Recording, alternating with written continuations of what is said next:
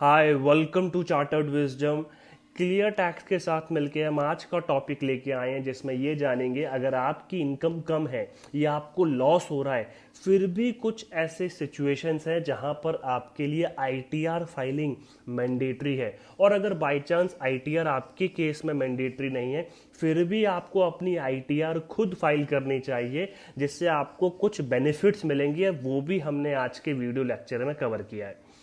तो जब हम आईटीआर फाइलिंग की बात करते हैं, एक इंडिविजुअल को हम 3 कैटेगरी में डिवाइड कर लेते हैं जिनकी एज अप टू 60 ईयर्स, यानी कि जो सीनियर सिटीजन की कैटेगरी में नहीं आते, जो वर्किंग पॉपुलेशन है।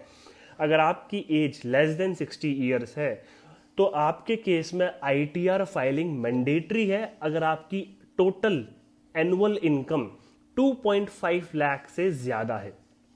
ऑल्दो 5 लाख तक की अगर आपकी इनकम है तो आपको टैक्स पे नहीं करना, आपकी टैक्स लाइबिलिटी जीरो है। अगर किसी की इनकम 4 लाख है, 4.5 लाख है या अप टू 5 लाख है, उसकी टैक्स लाइबिलिटी जीरो है, लेकिन उसके लिए आईटीआर फाइलिंग मैंडेटरी है एज पर दी लॉ। और अगर आईटीआर फाइल नहीं करेंगे 1,000 रुपए की पेनल्टी भी लग सकती है as per section 271F of income tax.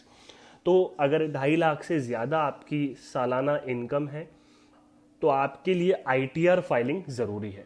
5 lakh से जब ज्यादा इनकम होगी तब आपकी टैक्स लाइबिलिटी बनेगी, लेकिन टैक्स जीरो होगा अगर आपकी इनकम अप टू 5 लाख है, फिर भी आपको आईटीआर फाइल करनी ही चाहिए। अगर कोई इंडिविजुअल सीनियर सिटीजन की कैटेगरी में आता है लेकिन उसकी एज 60 ईयर से ज्यादा है और 80 ईयर्स तक है, उनके केस में जो कट ऑफ इनकम की लिमिट है 3 लाख है। तो अगर उनकी इनकम 3 लाख होती है एक साल में तो उनके लिए आईटीआर फाइल करना जरूरी होता है। और उनके केस में भी अगर उनकी इनकम 5 लाख तक है तो उनकी टैक्स लायबिलिटी जीरो होगी, लेकिन इनकम टैक्स रिटर्न फाइल करना मैंडेटरी होगा।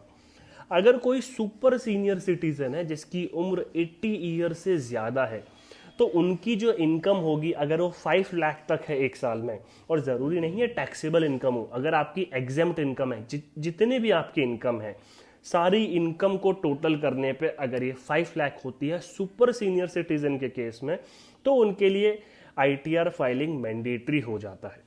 और अगर आईटीआर फाइल नहीं करते हैं तो हमें सेक्शन 271F के तहत पेनल्टी लग सकती है, और इनकम टैक्स ऑफिसर अपने हिसाब से आपकी इनकम टैक्स कैलकुलेट करके, अगर उनको लगता है कि आपकी टैक्स लायबिलिटी भी अराइज हो रही है, तो आपको नोटिस भी रिसीव हो सकता है।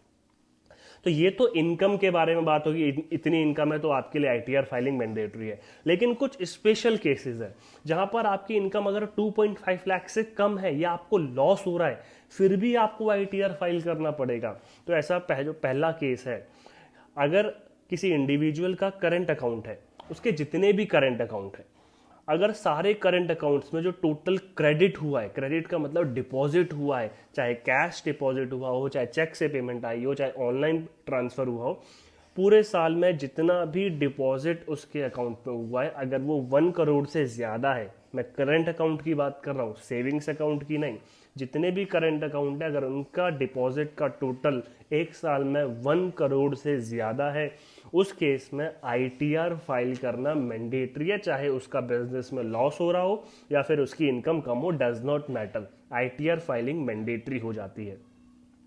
वहीं दूसरा केस है, अगर कोई पर्सन फॉरेन ट्रैवल के लिए एक्सपेंडिचर करता है 2 लाख रुपए का एक साल में, फॉरेन ट्रैवल के लिए एक्सपेंडिचर, जरूरी नहीं वो खुद फॉरेन गया हो, फॉरेन ट्रैवल के लिए एक्सपेंडिचर, चाहे वो खुद के लिए करे चाहे किसी और के लिए करे, और ज़रूरी नहीं कि वो एक्सपेंडिचर जो उसने फॉरेन करेंसी में किया हो, इंडिया में रहते रहते मान लेते हैं उसने वीज़ा के लिए पेमेंट करी, उसने ट्रैवल एजेंट को फॉरेन ट्रैवल के लिए पेमेंट करी, वो सारे एक्सपेंडिचर भी इस 2 लाख रुपए को कैलकुलेट करने में इंक्लूड किए जाएंगे।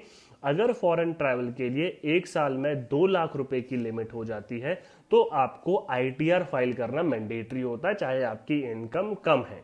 मिसाल के तौर पे मिस्टर ए अपने बेटे को या बेटी को एजुकेशन के लिए फॉरेन भेजना चाहते हैं, और उस फॉरेन ट्रैवल के लिए, यानी कि उनका टिकट का प्राइस हो गया, उन्होंने ट्रैवल एजेंट हायर किया, वीज़ा प्रोसेस की फीस हो गई, सब कुछ मिला के अगर वो 2 लाख रुपए एक साल में हो जाता है तो उनके लिए आईटीआर फाइल करना मैंडेटरी है।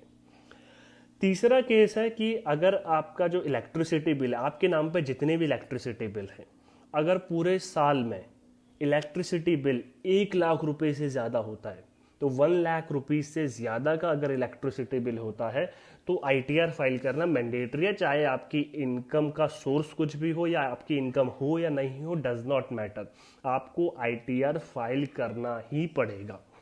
या फिर अगर आपका फॉरेन एसेट में, यानी कि फॉरेन कंट्री में कोई एसेट है जिसमें आपका कोई इंटरेस्ट है, कोई बेनिफिशियरी राइट है आपका उसमें, जिससे आपको कोई बेनिफिट अराइज हो रहा है, या आपकी कोई साइनिंग अथॉरिटी है फॉरेन में किसी अकाउंट में, तो आपके लिए आईटीआर फाइल करना मैंडेटरी है। तो ये तो वो केस हो गए जहां पर हमें आईटीआर फाइल करना ही पड़ेगा, चाहे हमारी इनकम कम है या हमें लॉस अराइज हो रहा है। लेकिन अगर आपका इनमें से कोई केस फॉल नहीं करता, फिर भी आपको आईटीआर फाइल करनी चाहिए। उसके कुछ बेनिफिट्स हैं जो हमने स्टार्टिंग में बात करी। तो क्या बेनिफिट्स हैं? नंबर 1 ये है कि भाई अगर आपका मान लेते हैं इस साल लॉस हो रहा है, तो आप आईटीआर जरूर फाइल करिए। हो सकता है आने वाले सालों में आपका प्रॉफिट हो, तो वहां पर फिर आपको टैक्स पे करना पड़ेगा। लेकिन इनकम टैक्स में आपको ये बेनिफिट मिलता है कि भाई जिस साल आपका लॉस हो रहा है, उस लॉस को आप आगे कैरी फॉरवर्ड कर सकते हैं आने वाले सालों के लिए। तो आप टैक्स प्लानिंग एडवांस में करिए, जिससे अभी आपका कोई लॉस होगा तो आप आईटीआर जरूर फाइल करिए, तभी तो वो आगे कैरी फॉरवर्ड होगा। और जिस साल आपका प्रॉफिट होगा, उस साल आप उस लॉस को एडजस्ट कर पाएंगे और अपने प्रॉफिट पे, अपनी इनकम पे टैक्स सेव कर सकेंगे। इसीलिए कैरी फॉरवर्ड ऑफ लॉसेस को नज़रअंदाज मत करिए, अपनी आईटीआर ज़रूर फाइल करिए। अगर आपका बिजनेस में या किसी भी कैपिटल गेन में अगर आपका लॉस हो रहा है, फिर भी आपको आईटीआर ज़रूर फाइल करनी चाहिए। अगर आपका टीडीएस डिडक्ट हुआ है, हो सकता है आप एम्प्लॉई हैं, आपने अपना प्रोविडेंट फंड निकाला हो, आपको पता भी नहीं होगा कि टीडीएस डिडक्ट हुआ भी है या नहीं हुआ है, तो इसलिए अपनी स्टेटमेंट ज़रूर चेक करिए। और इन केस आपका टीडीएस डिडक्ट हुआ है, आप रिटर्न ज़रूर फाइल करिए। अगर आप फ्रीलांसर है या फिर कोई प्रोफेशनल है, तो आपका भी टीडीएस हो सकता है डिडक्ट हो रहा हो जब आप किसी कॉरपोरेट के साथ डील करते हैं। तो आपको अगर इनकम टैक्स में रिफंड चाहिए क्योंकि आपकी टैक्स लायबिलिटी कम है, उसके लिए आईटीआर फाइलिंग ज़रूरी है। बिना आईटीआर फाइल करते वक्त आपको टीडीएस का रिफंड नहीं मिलेगा। इन केस आप आने वाले टाइम में अगर लोन लेना चाहते हैं, लोन किस लिए, चाहे होम लोन लेना चाहते हैं, चाहे बिजनेस लोन लेना चाहते हैं, चाहे आप मोटर व्हीकल खरीदना चाहते हैं, चाहे 2 व्हीलर हो चाहे 4 व्हीलर हो, आपको इनकम प्रूफ दिखाना पड़ता है। उसके लिए पिछले 3 साल की आपको आईटीआर चाहिए रहती है, और आप बैक डेट पे आईटीआर फाइल नहीं कर सकते, एक बार लास्ट डेट निकल गई।